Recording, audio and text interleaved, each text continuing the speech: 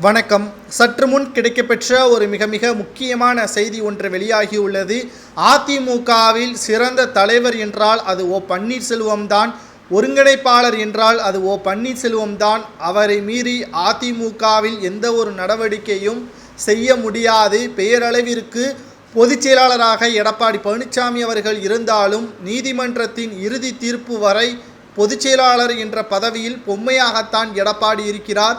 சமீபத்தில் புதிய பதவிகள் எடப்பாடி பழனிசாமி அவர்கள் நியமனம் செய்தாலும் அதை தேர்தல் ஆணையமும் நீதிமன்றமும் நிராகரிக்க வேண்டும் என்று ஓ பன்னீர்செல்வத்தின் ஆதரவாளராக இருக்கக்கூடிய வைத்திலிங்கம் அவர்கள் தற்பொழுது புகார் ஒன்றையும் கொடுத்துள்ளார்.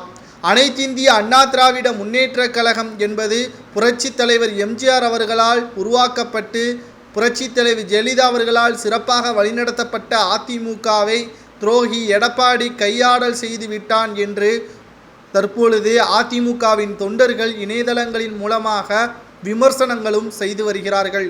சரியான தலைவன் என்றால் மக்கள் தானாகவே பின்னால் வருவார்கள்.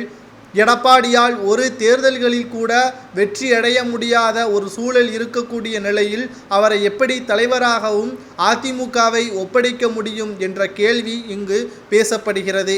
ஓ பன்னீர்செல்வம் அவர்கள் கூறுவது என்னவென்றால், அதிமுக அனைவருக்கும் சொந்தமானது. அதில் வேறுபாடு இல்லாமல் புரட்சித் தலைவர் எம்ஜிஆர் அவர்களது ஆட்சியையும் புரட்சித் தலைவி ஜெயலலிதா அவர்களது சிறப்பான ஆட்சியையும் 2026இல் அமைக்க வேண்டும் என்றால் ஒற்றுமை என்ற ஆயுதம்தான் திமுகவையும் பிற கட்சிகளையும் வீழ்த்துவதற்கு சாதகமாக இருக்கும். அதை விட்டுவிட்டு சுயநலமாக என்னுடைய பதவியை பாதுகாக்க வேண்டும் என்று எடப்பாடி நினைத்து கொண்டால் அதிமுக ஒருபோதும் வெற்றியடையாது.